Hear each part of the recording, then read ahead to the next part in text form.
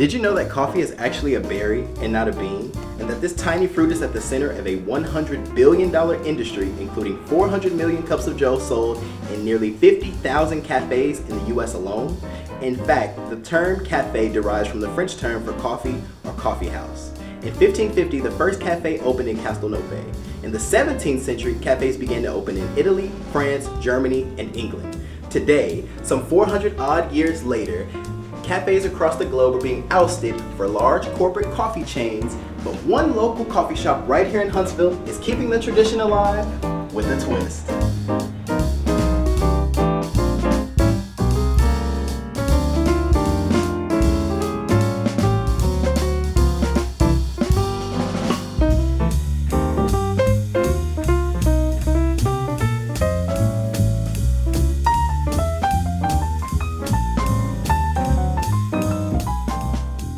My name is Elizabeth Floor, and my daughter owns the Coffee Art Tea Cafe. Her name is C.A.T, but it is the Coffee Art Tea Cafe, and I am the front man because C.A.T is not really social. I love art, and I walked into this building and I saw these 9.5-foot ceilings, and I felt like they must be covered by local art. And then the coffee, well, that's obvious, you know, a coffee shop just seems like, Huntsville has needed coffee shops, and suddenly there's a plethora of them, but we were thinking about this when there were none. So we've been planning this a long time. And then the tea, it just goes with it. We at one point were trying to do tea services and English tea. We do a wide variety of drinks. We have bubble teas, we have layered lemonades, we have, which C.A.T designs. C.A.T designs all the things in here. The layered lemonades are our signature drink. And then we say that we make food like would have come out of your great grandma's house. You know, we're in this great old building. We are not skilled at making really pretty cakes, but we make a hell of a scone and buttermilk muffins and all kinds of things. And so we do heritage baking, heirloom style baking. And our signature dish, besides our scones, would be the museum. The Sam Houston Memorial Museum director came to us and said, we have this recipe that we believe to be Margaret Houston's white cake recipe. Would y'all please fine tune it for us? And we did, and now we carry the Margaret Houston white cake, which is not a white cake like we think of today. It's flavored with bourbon and almond, and it has a roux-based frosting. So the only way you'll get it is here, or if you go to a museum event. Well, on this property in 1885 was the mayor's office, and it had a calaboose. A calaboose is a jail. There was a city jail on this property in 1925. And then this building was built in 1935 and used through 1979. It has been a tea shop, and upstairs in the jail cells, they used to have antique booths. In fact, one of the jail cells upstairs has toll painting on the floor, which is really funny to me. It was an attorney's office, I think, until 2015, and then it sat empty until we came along. We ended up with this building unexpectedly. And it was just one of those happy accidents. My husband's a remodeler, and we came into this building and the walls were covered with mildew and the paint was flaking off the walls, and it was in horrendous condition. And we talked with the landlord about, you know, well, we can do the work to bring it up to a workable condition in exchange for a good situation.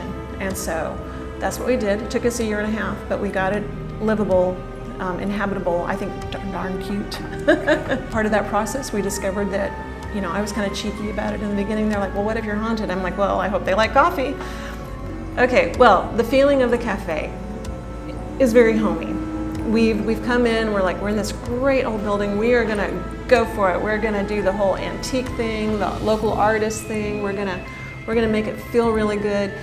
And then when I found out as we were going through the reconditioning process that we were really haunted, I made a deal with the spirits. A paranormal investigator had left a card here and said, hey, can we come by and check it out? And I'm like, oh yeah, whatever, I don't believe anyway. So he came, and it was the middle of the afternoon, like 2 o'clock, and he had a spirit box going, and he said, don't expect anything. You rarely get intelligent responses. It's not gonna happen. We're just gonna see what we can see, and maybe I'll pick up something when I listen to the audio later. In 2 hours, we had 8 names. We had intelligent responses. So I was still being cheeky. I said, okay, so you guys got to like whiskey. Do you prefer Jim Beam or Wild Turkey? And across the speaker box came very clearly, Wild Turkey. You can't deny that.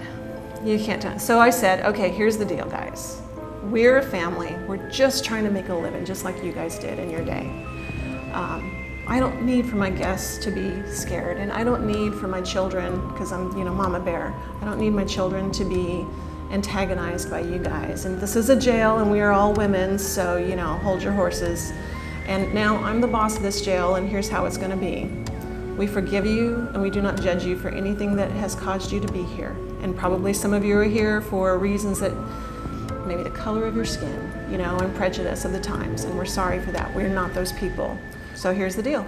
Kindness, dignity, and respect between the two of us. Come down and participate with us. Do it with kindness and happiness and joy. And if you can't do that, stay out of the way. And they agreed. We've had guests see orbs or a mist sort of thing go across the ceiling and up.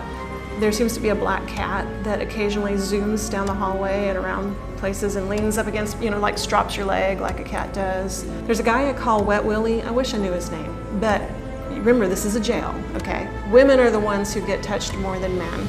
But Wet Willie, I'll see women tugging on their ear and they'll be like, oh, I got airplane ear, or, their ear starts itching, and I'm like, Willie, stop it. That's about the most extreme that people get, is they might get poked in the back, or we do have one guy here, we call him the sheriff, and he will grab people. We think he was a jailer, but he will grab people like this and try to lead them places. I've had one vendor who comes on a regular basis. She went home with a handprint on her arm. Rodney from Paranormal Road Trip and I were doing an overnight investigation here upstairs. And he told me that he had previously done haunted walking tours in another city, and that he missed doing them, and they stopped because of COVID. And so I'm like, well, Huntsville's really haunted. We have a really nice downtown, and we could start and end the tours here. And he said that the hardest thing they had about their tours was finding a business that would allow them to begin and end. I'm like, well, we could do that.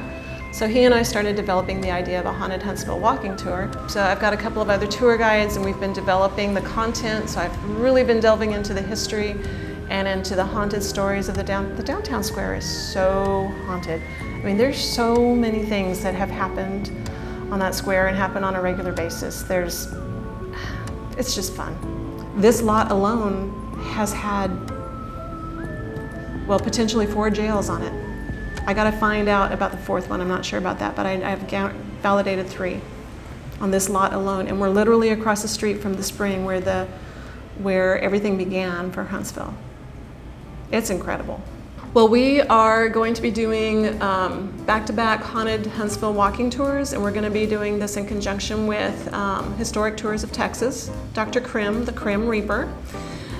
So we will take you on a walking tour that lasts about an hour, and then when you get back, you can get on her air-conditioned bus, and she will take you on a driving tour of other haunted places in Huntsville. The ticket for that double event is $45, and it includes a complimentary glass of wine or non-alcoholic beverage. We're going to be doing a bunch of those every weekend. Friday the 27th up through the 31st we'll be doing them. Saturday the 28th we have a Samhain, festival's not the right word, a Samhain celebration here in the building. We figured the veil's really thin and we got a lot of people here on both sides, and so we're gonna have a palm reader and a tarot reader. It will be a respect for the elders of the land, of the history. In December, Deep Woods Paranormal is going to be back, and they're going to talk about all things Bigfoot.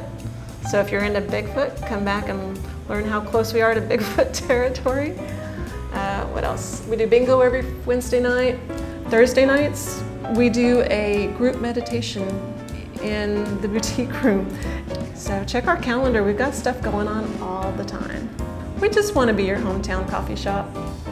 We want to be the place you come hang out with your friends and enjoy your time with, maybe come study. We're never going to be your morning coffee place, I'll put it that way. We don't have a drive-through. We're never going to be your cup of coffee on the way to work. So we want to be your cup of coffee and hang out with your friends.